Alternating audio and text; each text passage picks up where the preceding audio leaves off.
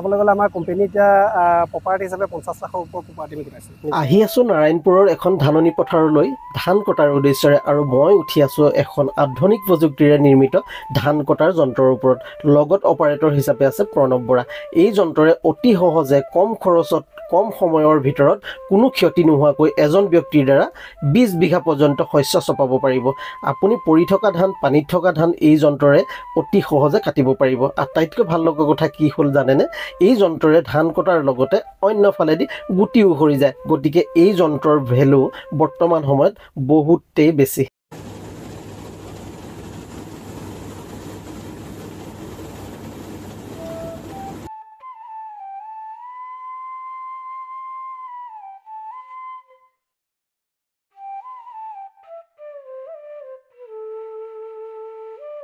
নমস্কাৰ, এটি অন্য ভিডিঅ'লৈ আপোনালোক সকলোকে স্বাগতম জনালোঁ।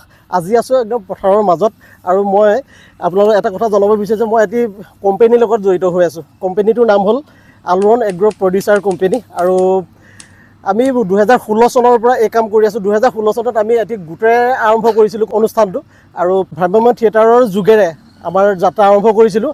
খেতিৰ লগত জড়িত বিশেষকৈ আমি গোটটো চবে দুখন আমি ট্ৰেক্টৰ ল'লোঁ, তাৰপিছত আমি থ্ৰেচাৰ দুটা ল'লোঁ, আৰু আমাৰ ট্ৰান্সপ্লেণ্টাৰ আছে।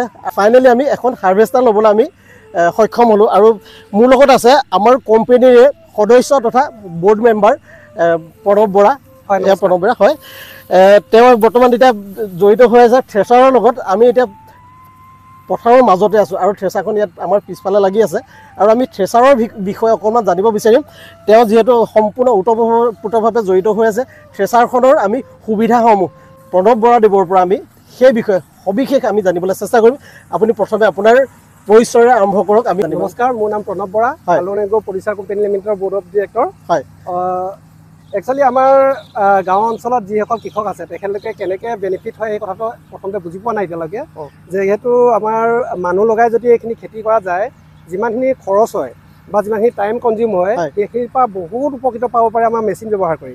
যেনেকৈ আমি হাৰ্ভেষ্টাৰটোৱে চাওক, আমি একদিনত 20 বিঘা ধান কাটোঁ। তাৰপিছতে আপোনাৰ পৰি যোৱা ধান বা হওক, পানী থাকক বা যিয়ে নহওক, আমি গোটেই ধানখিনি উঠাই আমি কৃষকৰ ঘৰলৈ লৈ পানী ধানটো থিয় হৈ থাকিলেই হ'ল, আৰু পানীত থাকিলেও আমি 2 ফুট পানী থাকিলেও কাটিব পাৰোঁ, আৰু পৰি থকা ধানটো সম্পূৰ্ণকৈ কাটিব পাৰোঁ।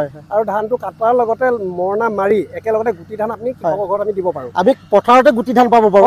পথাৰতে আমি গুটি ধান পাব পাৰোঁ। অকল আপোনালোকে নি ৰ'দত দি ভঁৰালত ভৰাব পাৰে বা আপুনি বিক্ৰীৰ ব্যৱস্থা কৰিব পাৰে। হয় হয় হয়।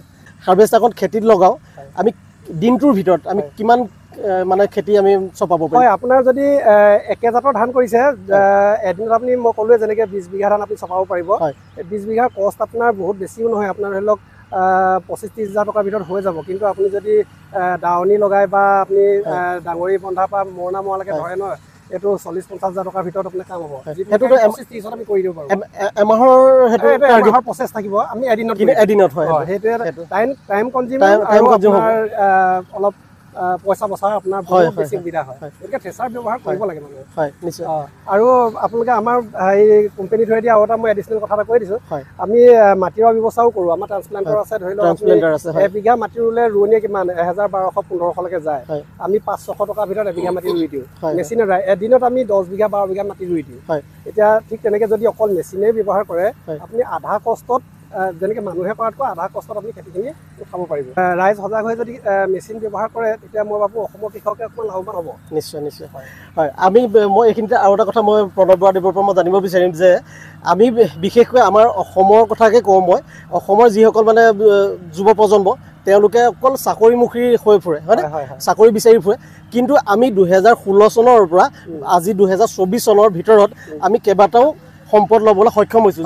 যেনেকৈ আমি হাৰ্ভেষ্টাৰটোৰ কথা ক'লোঁ, আমি থ্ৰেচাৰ দুটা ল'লোঁ, আৰু ট্ৰান্সপ্লেণ্টাৰ এটা, আৰু আমি সৰিয়হ পিছা আৰু হালধি পিছা মেচিন ল'লোঁ, আৰু ইমানখিনি আমি কম দিনৰ ভিতৰত ল'বলৈ সক্ষম হৈছোঁ। আপুনি এতিয়া এই যুৱ প্ৰজন্মক আপুনি কি আহ্বান জনাব বিচাৰে? হয়, মই যুৱ প্ৰজন্মক এটা আহ্বান জনাব বিচাৰোঁ। এটা উদাহৰণস্বৰূপে মই আমাৰ কোম্পানীৰ বিষয়ে ক'ব পাৰোঁ।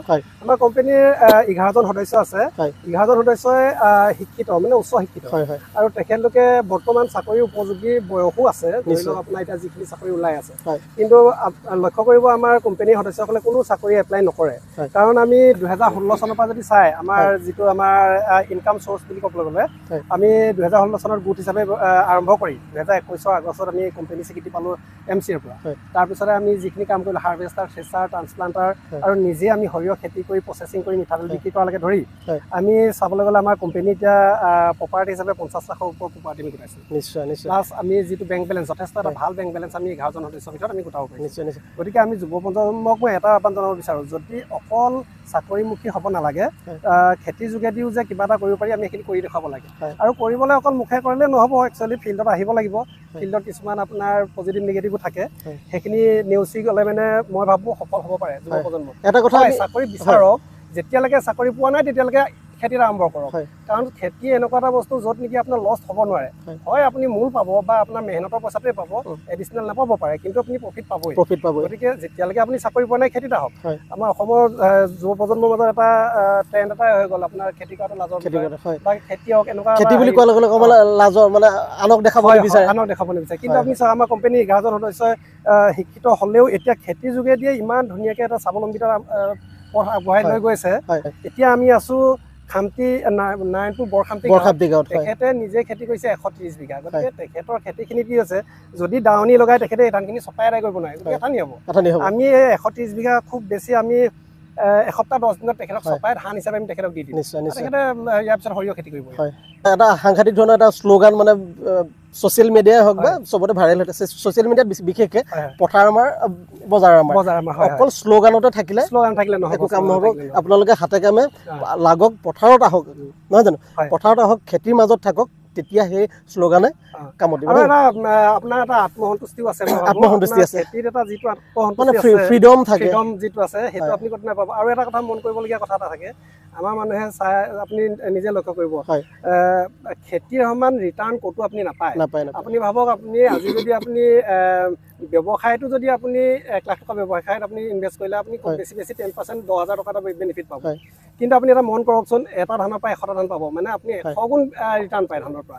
যিকোনো আপুনি খেতিৰ পৰা যিটো মানে ৰিটাৰ্ণ সেইটো বহুত বেছি। তাত আমাৰ ইণ্টাৰেষ্ট নিদিয়ে মানুহখিনিয়ে। বা আমাৰ পাঞ্জাৱৰ নিচিনা খেতিয়কে মাৰ্চিডিজ লৈ পথাৰত যায়, আমাৰ অসমত খেতি কৰোঁ বুলি ক'লে লাজ পায়। সেইটো এটা বহুত এটা সেই ট্ৰেণ্ডটো চেঞ্জ কৰিবলৈ আমি চেষ্টা কৰি আছোঁ। যদি সেই ট্ৰেণ্ডটো চেঞ্জ হয় নহয়, আমাৰ ল'ৰাবিলাকে কোনো ধৰণৰ বেৰোজগাৰ বুলি নিজকে নিজে নাভাবিব। আমি এদিন এই পথত আমি নিশ্চয় সফল হৈয়ে আছোঁ বৰ্তমান। আপোনালোকে গম পাইছে আমি ইমানখিনি প্ৰপাৰ্টি ল'বলৈ সক্ষম হৈছোঁ, যেতিয়া যথেষ্টখিনি আমি সফল হৈছোঁ। আৰু আমি অনাগত দিনত আৰু তাতকৈ আমি সফলতা কামনা কৰিম। ভিডিঅ'টো চাই আপোনালোকে কেনেকুৱা পালে জনাব। আৰু আমাৰ আলোড়ন এগ্ৰ প্ৰডিউচাৰ কোম্পানীৰ বিষয়ে অকণমান জনাবলৈ নাপাহৰিব। যথেষ্টখিনি আমি কৰি আছোঁ 2016 চনৰ পৰা আজি 2024 চনলৈকে যথেষ্টখিনি আমি সফলো হ'বলৈ সক্ষম হৈছোঁ। আৰু আমাৰ এইফালে হাৰ্ভেষ্টাৰখন এইফালে লাগি আছে, চাওক সেয়া পথাৰৰ মাজতে আছে। এয়া 130 বিঘা কণ্টেক্ট লোৱা হৈছে আৰু 130 বিঘা খুব বেছি 10 দিনৰ ভিতৰত আমাৰ কৰি সমাপ্ত হ'ব। এজনৰ দ্বাৰা সেই হাৰ্ভেষ্টাৰখন পৰিচালনা হয়। আৰু আমি যদি সেই ধান কাটিবলৈ যাওঁ, এদিনত আমাৰ হাৰ্ভেষ্টাৰখনে 20 বিঘা পৰ্যন্ত ধান কাটিব পাৰে। যিমান পাৰে ভিডিঅ'টো শ্বেয়াৰ কৰিব, শ্বেয়াৰ কৰি সকলোকে জনাওক। ভিডিঅ'ৰ তলত ইয়াতে মই ফোন নাম্বাৰটো দি দিম। আপোনালোকে লখিমপুৰৰ যিখিনি আছে তেওঁলোকে আমাৰ লগত যোগাযোগ কৰিব পাৰিব আৰু যোগাযোগ কৰি হাৰ্ভেষ্টাৰখন ব্যৱহাৰ কৰিব পাৰিব। আৰু যিমান পাৰে ভিডিঅ'টো শ্বেয়াৰ কৰিব। আৰু আজিলৈ আহোঁ, ইমানেই আছিলে ভিডিঅ'টো। নমস্কাৰ। আজিলৈ ধান কটা হৈ গ'ল আৰু হাৰ্ভেষ্টাৰখনত 7 কুইণ্টেললৈকে আমি ধান ষ্টক কৰিব পাৰোঁ। এতিয়া আমি আনলোড কৰিবলৈ গৈ আছোঁ। এয়া চাওক, বৰ্তমান আমি এতিয়া ধান আনলোড কৰি আছোঁ ট্ৰেক্টৰত। আৰু ইমান সহজতে উন্নত প্ৰযুক্তিৰে আমি এই মেচিন ব্যৱহাৰ কৰি কম দিনৰ ভিতৰত আমি খেতি চপাব পাৰোঁ। গতিকে সকলোৱে এই মেচিনটো ব্যৱহাৰ কৰাটো প্ৰয়োজন বুলি মই ভাবোঁ।